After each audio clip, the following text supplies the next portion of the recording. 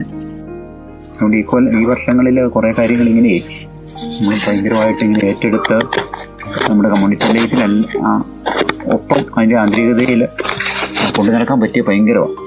ഒരു സമയം ഇങ്ങനെയാണ് സമയം പൂർണ്ണമായിട്ട് പ്രയോജനപ്പെടുത്തി അങ്ങനെയുള്ള കുറേ കാര്യങ്ങൾ നമുക്ക് എന്തെങ്കിലും കുറേയൊക്കെ കിട്ടുവാണേ ജീവന്റെ ഓരോന്നിങ്ങനെ കിട്ടാൻ തുടങ്ങും. നമ്മൾ ഏത് കാര്യം നമ്മൾ സീരിയസ് ആയിട്ട് എടുക്കാൻ തുടങ്ങുമോ അന്നേരത്തേനും ദൈവം പ്രവർത്തിക്കത്തുള്ളൂ. ദൈവം അല്ലാതെ കൃപ നമുക്ക് തരത്തില്ല ചുമ്മാതെ.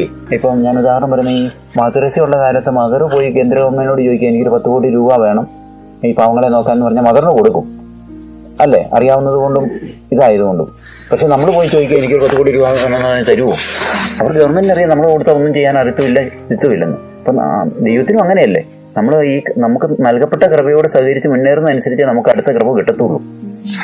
അല്ല വെറുതെ തന്നിട്ട് കാര്യമില്ലല്ലോ. ഇതിലായിരിക്കേണ്ട കാര്യത്തെ പ്രധാനപ്പെട്ടടുത്ത് വെച്ചിരിക്കുന്നു മുക്കിൻ്റെയൊക്കെ അല്ലേ. പക്ഷെ പ്രധാനപ്പെട്ട കാര്യത്തെ പ്രധാനപ്പെട്ട സ്ഥലത്തേക്ക് കൊണ്ടുവരണം ഇനി. എന്നാലും പിന്നെ നമ്മൾ എപ്പോഴും നോക്കേണ്ടത് നമ്മുടെ ആത്മാവിലേക്ക് നോക്കിയിട്ട് അതിന് പരിക്കുപറ്റുന്നുണ്ടോ എന്ന് എപ്പോഴും നമുക്കൊരു സ്കാനിങ് നടക്കേണ്ടതേ. അതിനകത്തൊരു അത് നമ്മുടെ വിഷയമാണ്. നമുക്ക് പരിക്കുപറ്റിയാൽ നമുക്കല്ലേ പ്രശ്നം വരുന്നത്. പക്ഷെ നമ്മളങ്ങനെ നോക്കുന്നില്ല പലപ്പോഴും. നമ്മൾ എന്തെങ്കിലും പെട്ടെന്ന് അറ്റൻഡ് ചെയ്ത് നമുക്ക് വലിയ പരിക്കുകൾ പറ്റിക്കുക പലപ്പോഴും. അന്നേരം പിന്നെ എന്നതാ മഞ്ഞുകണം പോലെ നമ്മുടെ ആത്മാവിനെ നിർമ്മലമായിട്ട് സൂക്ഷിക്കാനായിട്ട് നമ്മൾ ആഗ്രഹിച്ചു കഴിയുമ്പോഴത്തേനും ഇതെല്ലാം പിന്നെ ഒരു സ്വാഭാവികതയിൽ അങ്ങ് നടക്കാൻ തുടങ്ങും. അന്നേരം പിന്നെ നമുക്ക് കൃപാപൂർണ്ണതയിൽ നിലനിൽക്കാനും സുഹൃതപൂർണ്ണതയിൽ നിലനിൽക്കാനും പ്രസാദപര പൂർണ്ണതയിൽ നിലനിൽക്കാനും എല്ലാം പറ്റും.